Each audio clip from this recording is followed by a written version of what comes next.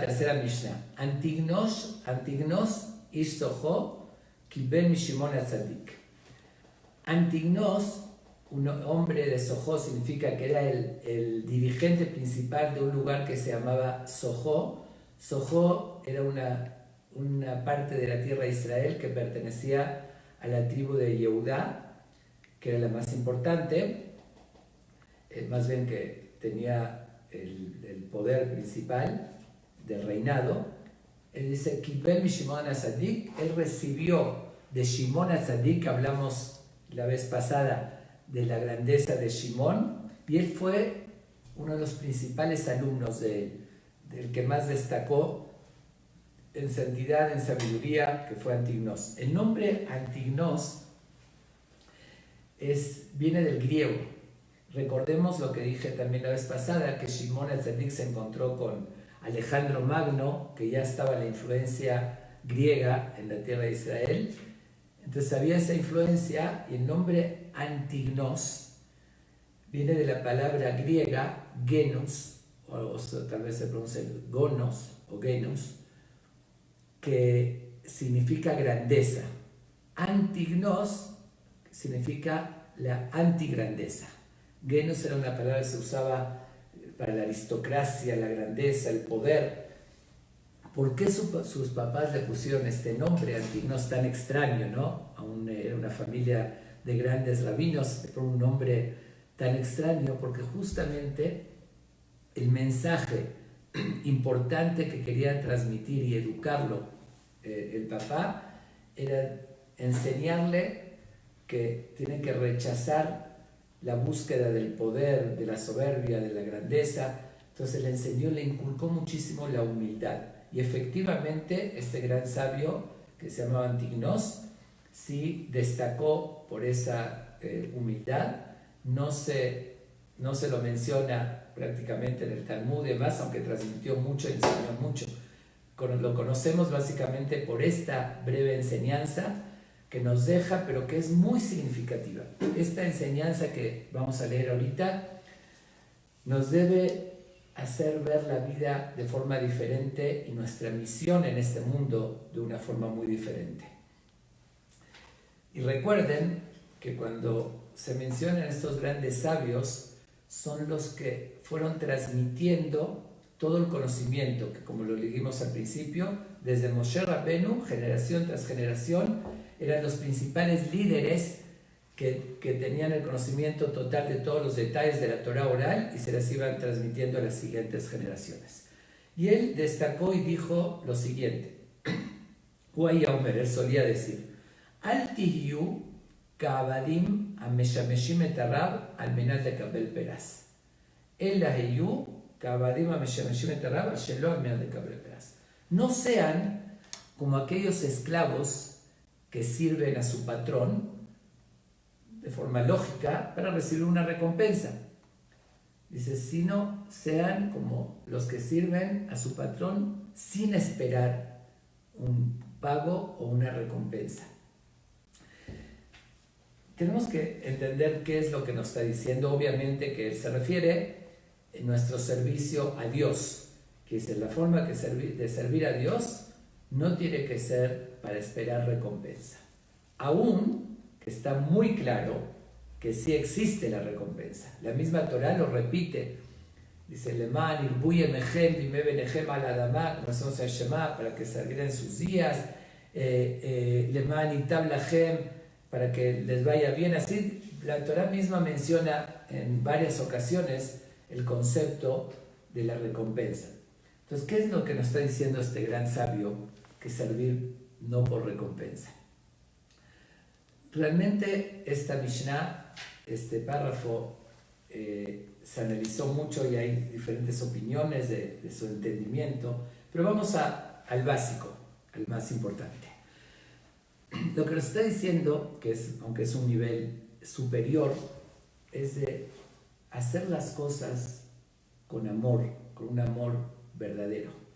Y dice, Dios es nuestro creador, nos dio todo, nos da la vida, nos da todo lo que tenemos. Entonces sí, Él nos pide que hagamos cosas. Tenemos que llegar al nivel de decir, más allá que Dios me va a recompensar.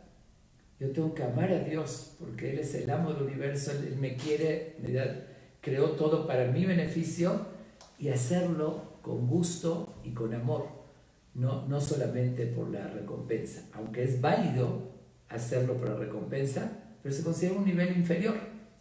Se considera cuando uno hace solamente por lo que van a pagar, no forzosamente lo estoy haciendo para servir a Dios o porque amo a Dios, es porque me amo a mí mismo. Si yo hago un trabajo que sé que voy a tener un beneficio, no que si vendo una camisa, nadie lo podría interpretar, mira, qué amable, se preocupó de fabricar una camisa para que la otra persona tenga que vestir. No, yo estoy recibiendo un dinero a cambio y mi preocupación es para yo recibir ese dinero, no para que el otro tenga que vestir. Entonces no se considera que amo al otro, sino que me amo a mí mismo. Y aquí podría aplicar lo mismo. ¿Ok? Es un buen negocio. Dios me indica que haga ciertos preceptos y a cambio voy a tener una recompensa sin fin. Pues ok, no tiene nada que ver esto con Dios, tiene que ver con mis intereses personales. Pues seguro que lo voy a hacer porque voy a tener recompensa, lo estoy haciendo para mí. Es ok, igual es válido porque estoy haciendo lo que Dios me pide. Pero obviamente el ideal y lo que tenemos que llegar y pretender llegar es lograr ver la grandeza de Dios, ver cómo hizo todo, creó todo nada más para nuestro beneficio y sentir un respeto, una reverencia, un amor a tal grado de decir quiero hacer lo que me pide, quiero conectarme con Él, quiero servirle. Ese es el nivel superior que hay que llegar. Hay una explicación que dice lo siguiente, que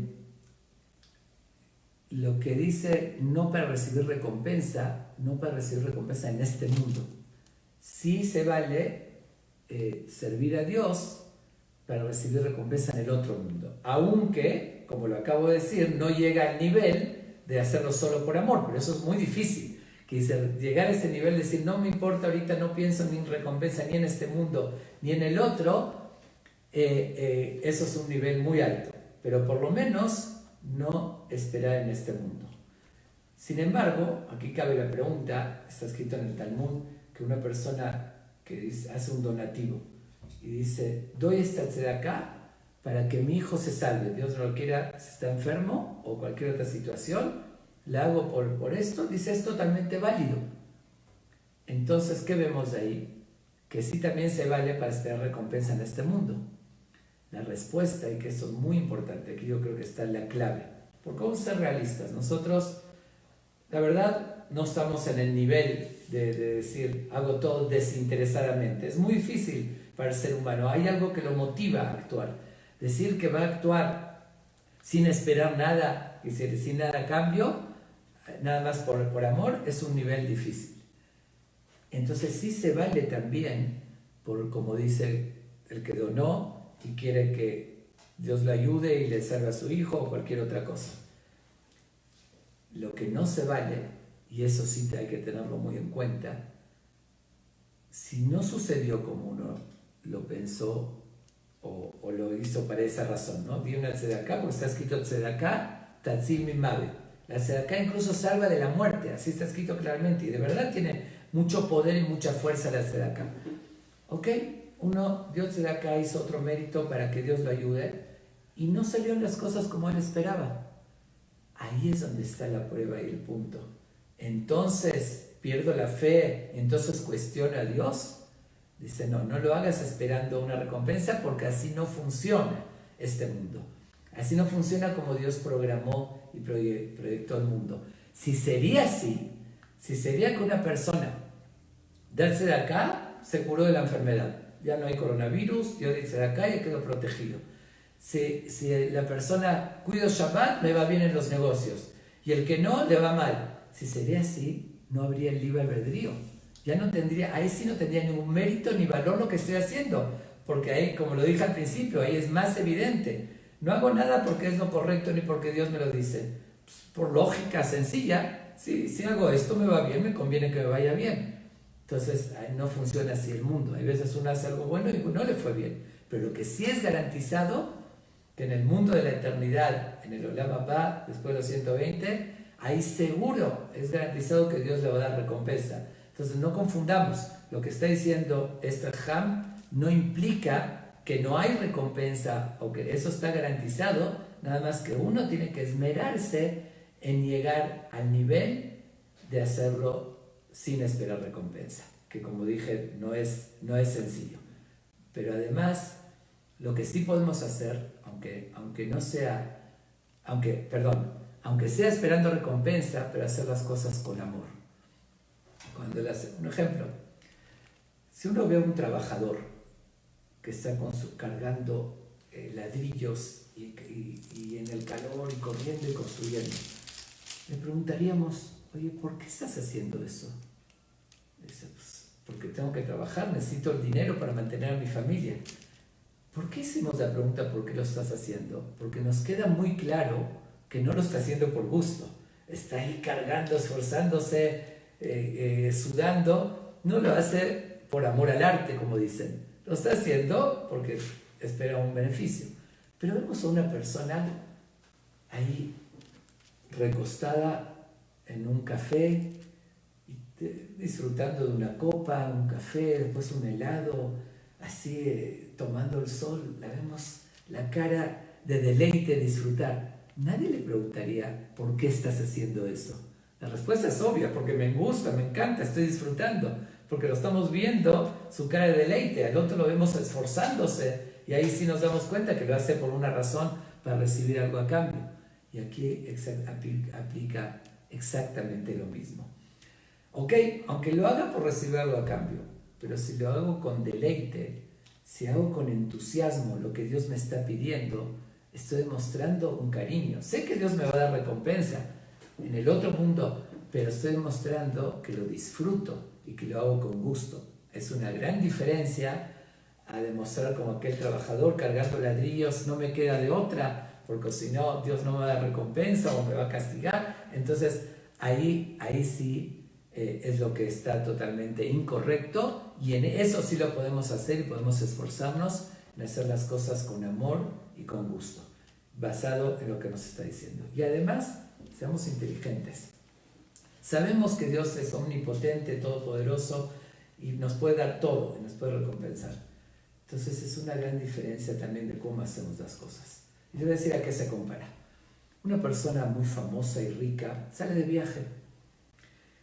Llega a uno de los restaurantes más lujosos de la ciudad y se sienta, empieza a ordenar, ve el menú de cosas muy finas, caviar y champán, y empieza a ordenar de todo. Un menú muy variado, todo muy costoso. Ok, lo disfruta, se deleita. Al final lo recibieron muy bien, le dieron la bienvenida, saben que era una persona muy reconocida, muy famosa, muy rica. Ok, al final le pasa la cuenta con lujo de detalles de todo lo que consumió, una cuenta muy elevada, y él inmediatamente, sin titubear, saca su tarjeta y paga todo con una buena propina. Ok. Al día siguiente llega a otro destino y de vuelta va al restaurante más lujoso del lugar. Y lo mismo, pide de todo. Cuando termina, también lo reciben muy bien, con muchos honores. Cuando termina, pide la cuenta, llega el mismo dueño del restaurante y le dice, don fulano de tal, fue un gran honor para mí recibirlo en mi restaurante. De ninguna manera le acepto que me pague. Mi recompensa es tener a alguien como usted que haya comido en mi restaurante, con eso me doy por servido, le agradezco su visita y muchas gracias, y no le voy a cobrar ni un centavo. De verdad lo hizo con esa demostración de respeto, se quedó apantallado, se fue sin pagar, pero era una persona muy rica, muy generosa. El otro día le manda un regalo que su valor era 100 veces más de lo que costaba la cuenta de lo que consumió. Dijo, una persona que de verdad algo tan caro está dispuesto a regalármelo por respetarme, por mi honor, ahí sí de corazón le voy a dar ese regalo. esta misma idea, esta historia se aplicaría con Dios.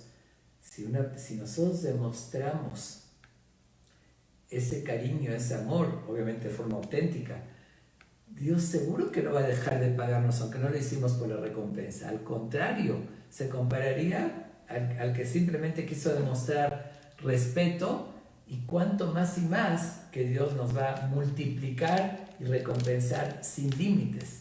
Entonces seamos inteligentes, al contrario, que queremos que Dios nos beneficie, vamos a hacerlo con gusto y con ganas.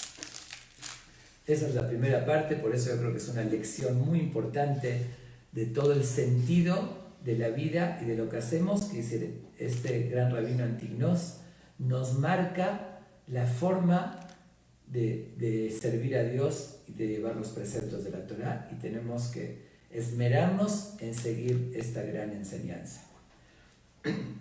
Sigue diciendo, con esto termina la Mishnah, dice, Vihi morah shamayim alechem, que sea que el temor a Dios, el temor al cielo sobre ustedes. Vamos a entender qué significa y qué relación tiene con lo anterior. Parecería una contradicción.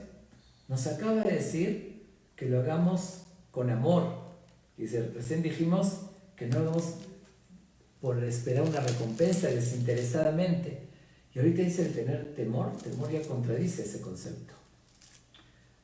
Okay. En primer lugar quiero resaltar y recalcar y aclarar que hay una confusión muy común cuando se habla de un término muy importante en el judaísmo que se llama Yirat Shamayim, temor al cielo, temor a Dios. Y muchas veces se confunde porque eso está en la Torá, que me refiero, que tenemos que tener temor a Dios, lo dice en la Torá claramente. Ve'areta me lo queja, temerás a Dios. Pero se confunde con un temor negativo. ¿Qué quiere decir este concepto de temor?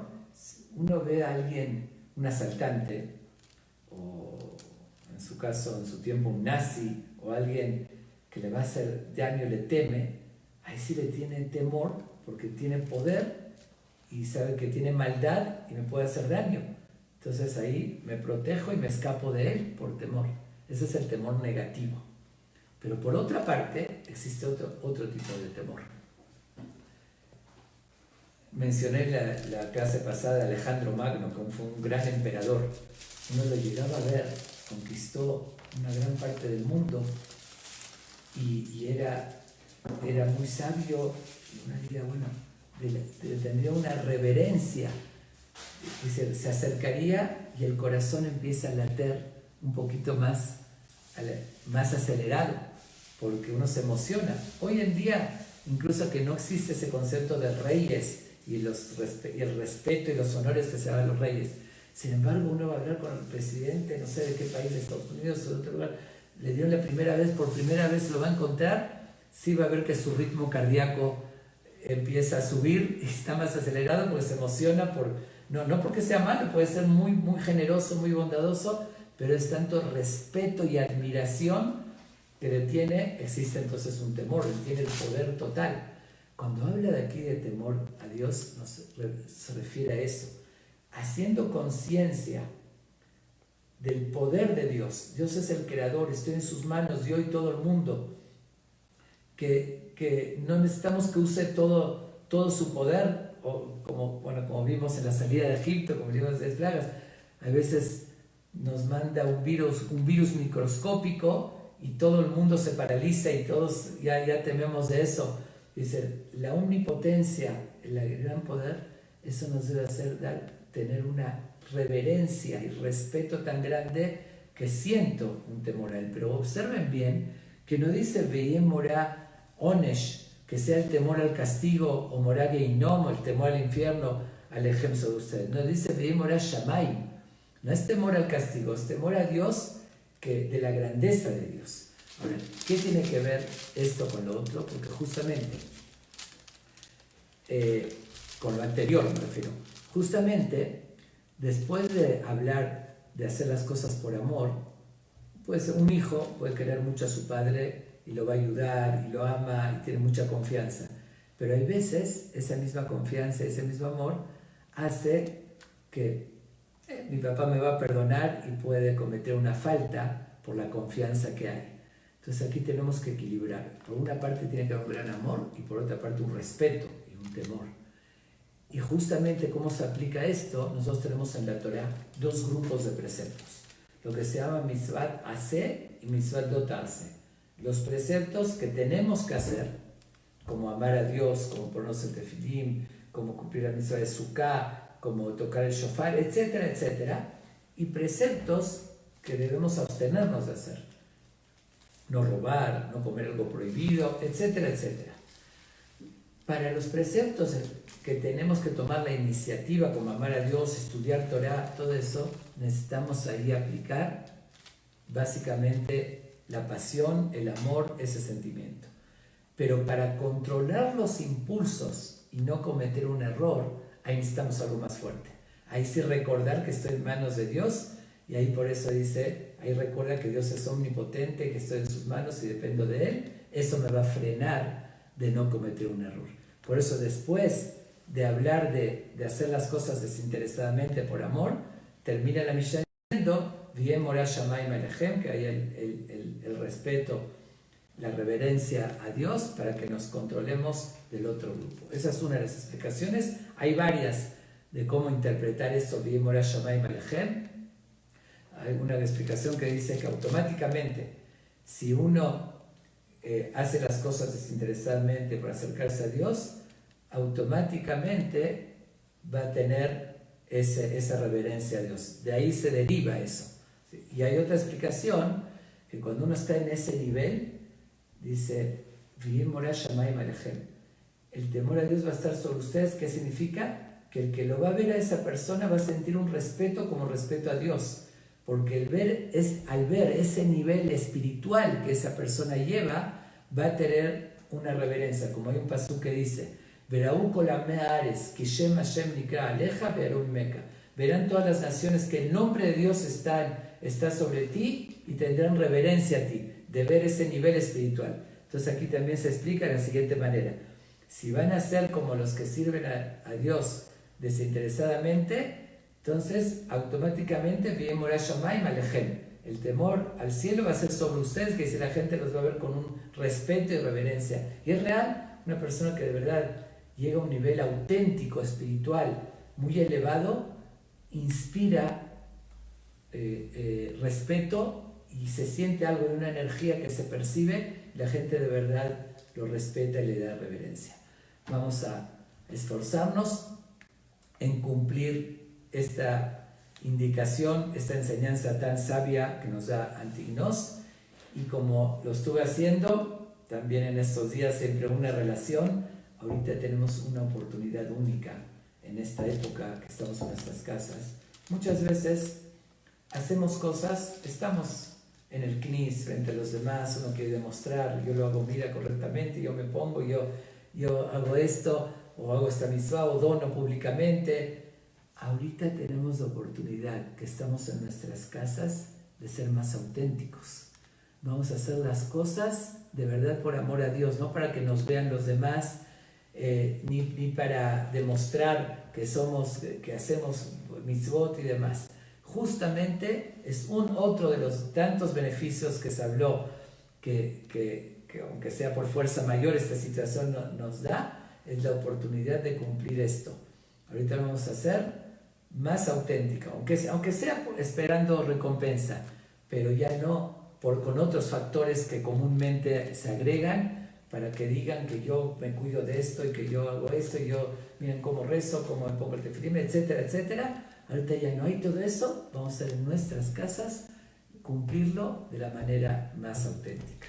Y Dios, como dije, vamos a hacerlo de corazón y Dios se va a encargar de cuidarnos, de mandarnos bendiciones, salud, protegernos en esta situación tan difícil. Amén.